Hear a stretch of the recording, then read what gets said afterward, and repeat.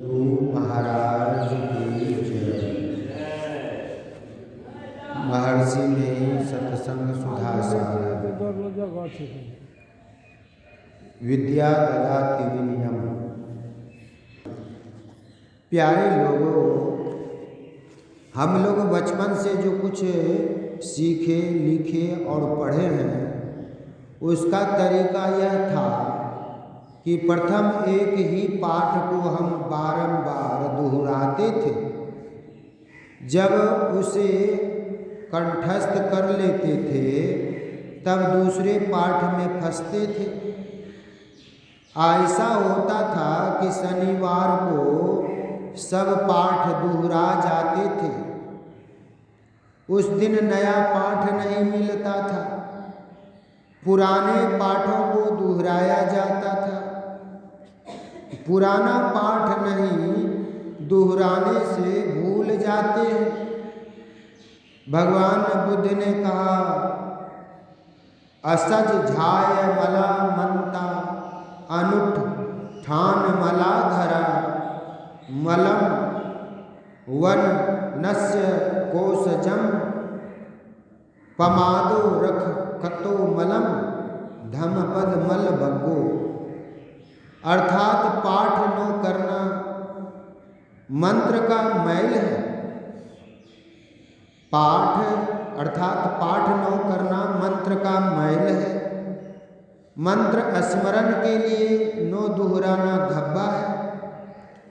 झाड़ बुहार न करना घर का मैल है। आलस्य सौंदर्य का मैल है और सावधानी पहरेदार का मैल है। जिन पाठों को हमने बारंबार दोहराया है उनको नहीं भूले हैं, और जिन पाठों को बारंबार नहीं दोहराया है भूल गए हैं। वार्षिक सत्संग में यही होता है, यानी पाठों को दोहराया जाता है। लोग कहेंगे कि यह पाठ पहले भी हो गया है, लेकिन दोहराया इसलिए जाता है कि हम न भूलें। दूसरी बात यह है कि जिस विषय को बारंबार पढ़ो, सुनो और समझो तो मन उस ओर झुक जाता है, दूसरी ओर नहीं जाता।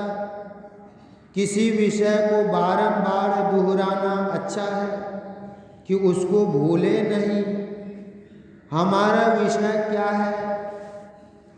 हमारा विषय है यह मनुष्य जीवन सब जीवों के जीव से उत्तम है। विचार से यही सिद्ध होता है और जाना भी यही है।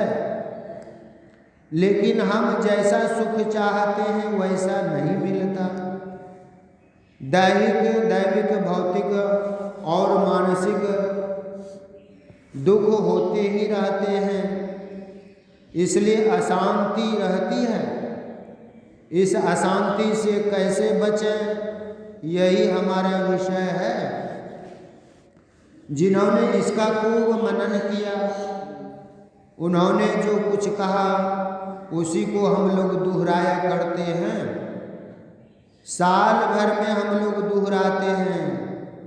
आपस में भेंट होती है, आपस की भेंट से प्रेम बढ़ता है, इसलिए यह वार्षिक सत्संग होता है।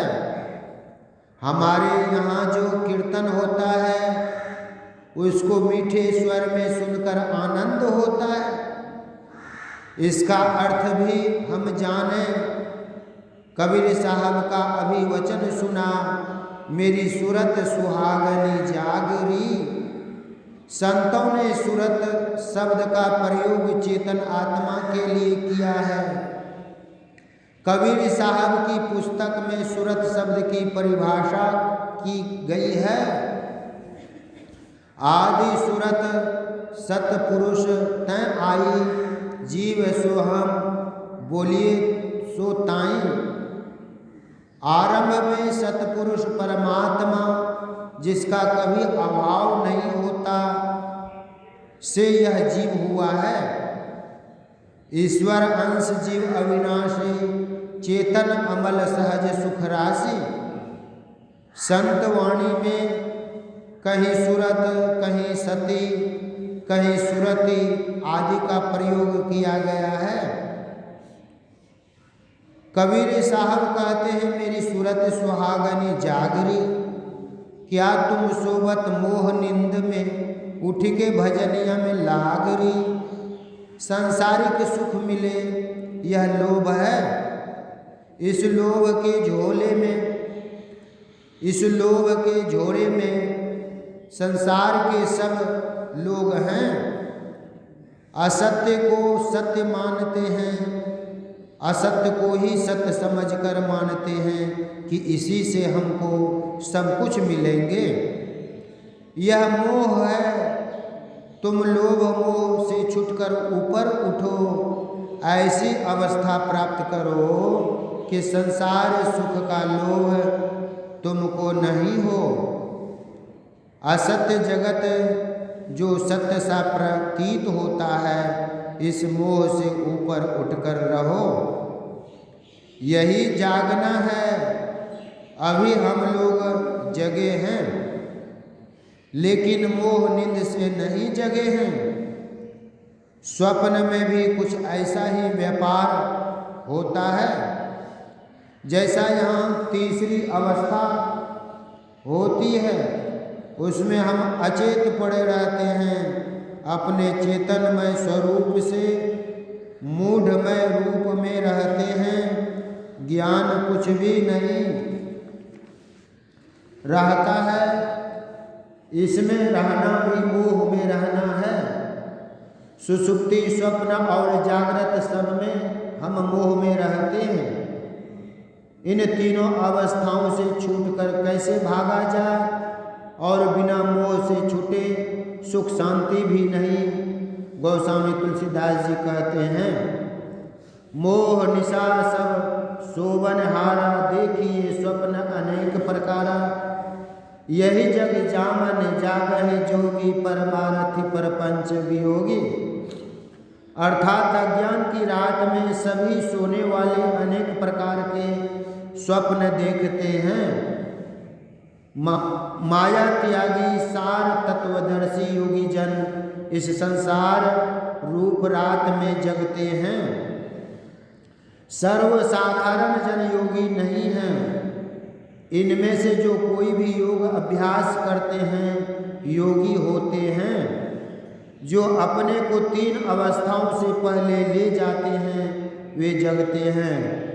योगी होने से ऐसा होता है कि मोह मुक्त जागृत में, न स्वप्न में और न सुषुप्ति में रहते होंगे। तीन अवस्थाओं से परे होने पर ही लोभ मोह से छूटे रहते हैं। गोस्वामी तुलसीदास जी ने एक शब्द में कहा है, तीन अवस्था तजहु भजहु भगवंत। मन क्रम वचन अगोचर व्यापक व्यापक अनंत। सर्वसाधारण यही जानते हैं कि स्वप्न और गहरी नींद छोड़कर जागृत में भजन करो। स्वप्न में भजन हो यह संभव है, लेकिन सुषुप्ति में भजन नहीं होता। स्वप्न में भजन हो यह संभव है, लेकिन सुषुप्ति में भजन नहीं होता। अपना ज्ञान जहाँ रहता है वहीं शारीरिक व मानसिक काम होता है। सुषुप्ति में अपना ज्ञान नहीं रहता, वहाँ भजन कैसे होगा? जागृत में भजन करो तो स्वप्न में भी भजन हो सकता है। इस तन में मन कहाँ बसे, निकस जा कहीं ठौर। गुरुगम है तो परिख ले, ना तर कर गुरु और। कबीर साहब का बहुत बढ़िया हुक्म है। इस शरीर में तुम कहाँ रहते हो इसको समझो। यही जानते हो तो दूसरा गुरु करो जो तुम्हें बतावें। नैनो माही मन बसै निकस जाय नौ ठोर, गुरुगम भेद बताइया सब संतन सिरमौर। कबीर साहब जानी ले सत पहचानी ले सुरति, सांच बसे दीद दाना, खोलो कपाट यह बाट सहजय मिले, पलक परवीन दिव्य दृष्टि ताना, दरिया साहब बिहारी। संत लोग कहते हैं कि तुम आँख में रहते हो और नौ द्वारों होकर बाहर विषयों में भागते हो, उनमें लिपटते हो और लोभ मोह में फंसते हो। जागृत स्वप्न में लोभ मोह रहता है, सुषुप्ति में कुछ ज्ञान ही नहीं रहा, सुषुप्ति में कुछ ज्ञान ही नहीं होता। इन तीनों अवस्थाओं से ऊपर उठो। ब्रह्मोपनिषद में आया है, नेत्रस्थम जागृतम विद्यात कंठे स्वप्नम समाविशेत, सुषुप्तम हृदयस्थम तूर्यम मूर्धनि संस्थितम। अर्थात जीव का वासा जागृत में आँख में, स्वप्न में कंठ में, सुषुप्ति में हृदय में और तुरीय अवस्था में मूर्धा में होता है। बिना कंठ के बोला नहीं जाता और स्वप्न में बोला जाता है, इसलिए जीव का वासा स्वप्न में कंठ में मानने योग्य है। गहरी नींद में श्वास प्रश्वास लेते हैं, बिना फेफड़े के श्वास पर श्वास नहीं ले सकते, इसलिए सुषुप्ति में जीव का वासा हृदय में मानने योग्य है। आँख से ये दोनों स्थान नीचे हैं, यहाँ आते जाते अचेतता आती जाती है। इन तीनों से ऊपर जाओ। इसी को तुलसीदास जी ने कहा, तीन अवस्था तजहु भजहु भगवंत। जब तक कोई तीन अवस्थाओं को पार कर चौथी अवस्था में न जाए, जगना नहीं होता। इस अवस्था को जानने के लिए आध्यात्मिक गुरु होते हैं। जो गुरु यह नहीं बतावे, उस गुरु और उसके शिष्य को क्या मालूम होता है। और यदि गुरु इसका उपदेश कर भी दे और शिष्य करे नहीं, तो उससे क्या लाभ होगा। गुरु से जानो और करो, तब लोभ मोह से छूटोगे। जब तक जगना नहीं हो, लोभ मोह से नहीं छूट सकते। और जब तक तीन अवस्था पार नहीं करो, जगना नहीं होगा। अभी तो जगना ही हुआ है, काम बाकी है।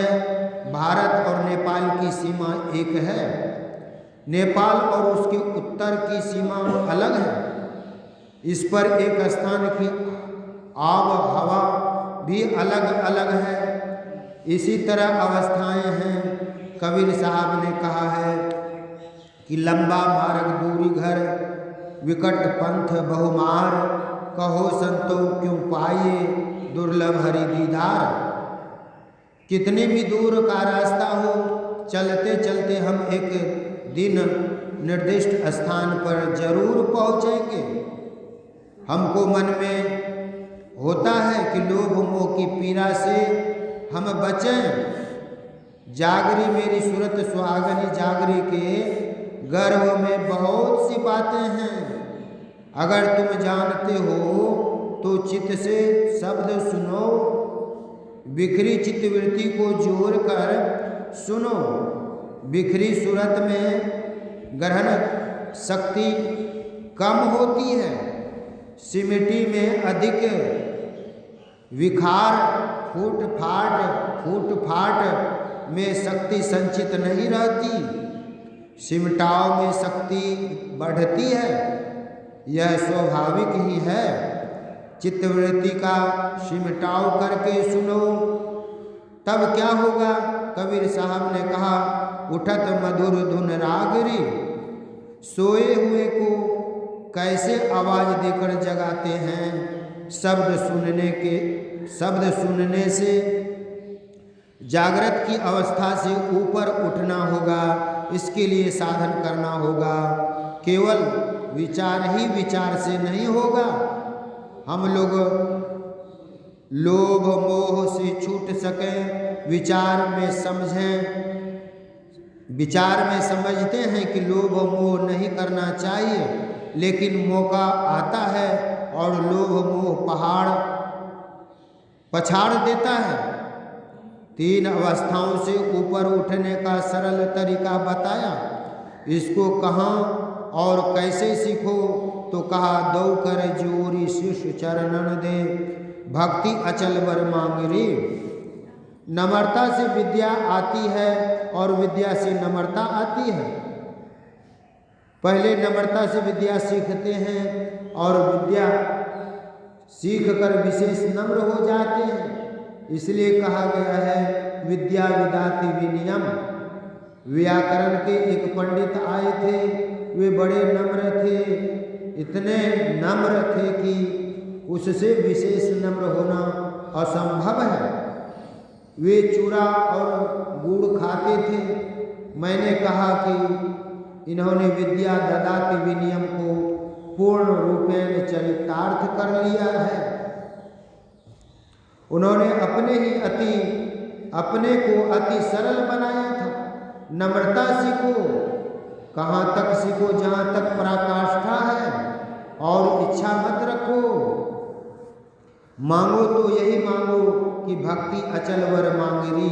यह नहीं कि ऐसी दीवानी दुनिया भक्ति भाव नहीं बुझे जी, कोई आवे तो बेटा मांगे यही गुसाई दीजिए जी, कोई आवे तो दुख का मारा हम पर कृपा कीजिए जी, कोई आवे तो दौलत मांगे भेंट रुपया लीजिए जी, कोई करावे ब्याह सगाई सुनत गुसाई लीजिए जी, सांचे का कोई गाहक नाही झूठे जगत पतिजे जी, कहे कबीर सुनो भाई साधो अंधों का क्या कीजिए जी।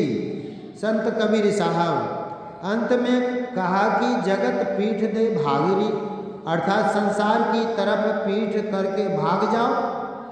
किधर भागो? जिधर भागो उधर संसार है। जैसे मछली की सब तरफ पानी, उसी तरह हम लोग संसार सागर में पड़े हैं और सब और लोभ मोह है। लोग कहते हैं कि विचार में संसार को नश्वर समझो, संसार से चित्तवृत्ति हट जाएगी। ठीक है, लेकिन पुनः पुनः गिरना क्यों होता है?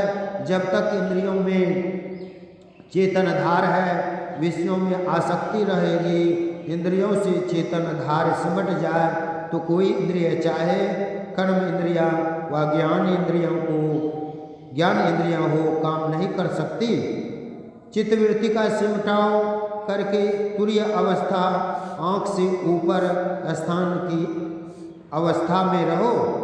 जब आप तीनों अवस्थाओं को पार करके रहेंगे तब संसार से भागना होगा। एक व्यक्ति ने बहुत दिन पहले कहा था, कहो साधु क्या बात है, नदी किनारे घर करे कर्जा कर खाए, कर्जा वाला मांगन आवे घुसक नदी में जाए। जहाँ तुम हो आँख में वह नदी का किनारा है। संसार में रहोगे कर्म करना पड़ेगा। कर्म करने से तुम कर्म फल के भोक्ता बनोगे। कर्म फल भोग कर चुकाने के लिए बारंबार जन्म मरण के चक्र में रहना होगा। परंतु आँख के ऊपर से आने वाली चेतन धार में डूबने से कर्म फल भोग को बिना भोगे ही टपा जाएगा। यही तात्पर्य है, घुसक नदी में जाए और उस धारा में सिमट कर रहने से संसार ऊर्धता से छूटा जाएगा। यह संसार की तरफ पीठ देना है। ऐसा साधन करो कि शरीर ज्ञान से ऊपर उठो, तब तुम लोभ मोह से छूटोगे। छूटने का यत्न इस पद में बता दिया। चित्त से शब्द सुनो श्रवण दे, उठत मधुर धुनि रागरे। इस पद के द्वारा इशारे में कह दिया कि अंतर्नाद को सुनो, बाबा नानक के वचन में आया, तारा चढ़िया लंबा क्यों नदर निहालिया राम। सेवक पूर करम्मा सतगुरु शबदी दिखा लिया राम। गुरु शबदी दिखा लिया सचु समालिया। अहिनिसी देखिया अहिनिसी देखी विचारिया। धावत पंचे धरो जानिया। काम क्रोध विषु मारिया। अंतर ज्योति भई गुरु साखी चिन्ह राम करम। नानक हो में मारी पति ने तारा चढ़िया लंबा। तथा तुलसीदास साहब ने कहा है, अजब अनार दो बहिष्ठ के द्वार पे लखे दुर्वेश कोई फकीर प्यारा। ऐन के अधर दो चश्म के बीच में खसम को खोज जहाँ झलक तारा। दरिया साहब बिहारी ने कहा, ब्रह्म साफ जैसे ध्रुव तारा। परा पर्दा में घटा पसारा। संत लोग तारे का जिक्र करते हैं, झपट कर तारे पर चढ़ गए।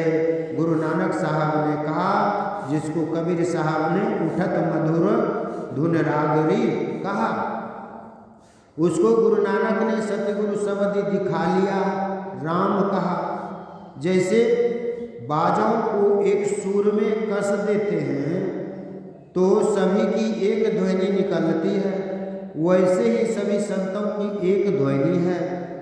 इसी सामंजस्य का बोध करके हम लोगों का सत्संग संत मत का सत्संग कहलाता है। हम लोगों का सबक बहुत पुराना है, इसको सिहारते रहना चाहिए। जैसा कि मैंने पहले कहा, यह प्रवचन श्री संत मत सत्संग मंदिर सिकलीगढ़ धड़ारा पूर्णिया में दिनांक 5/3/1960 ईस्वी को प्रातःकालीन के सत्संग में हुआ था।